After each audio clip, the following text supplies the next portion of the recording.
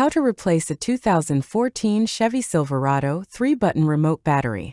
Now here's Sergeant Locksmith to show you how. All right, let's go ahead and change the battery out on our Chevy Silverado 3-button remote. For this task, you will need your remote, a CR2032 battery, and a flat tip screwdriver. If your keyring is attached, you will probably want to remove it. If you notice right down in here, there's an indentation.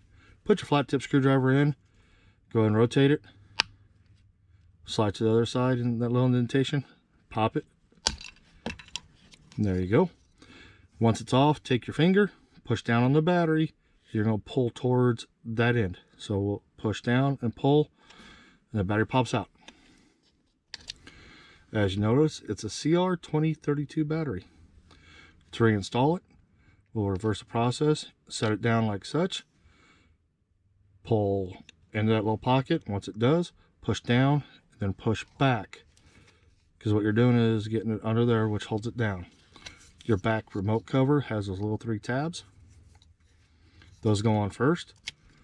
You'll hook it on, snap it together. There you go. You've changed out your remote battery. Hey, thanks again for watching. Let's be safe out there.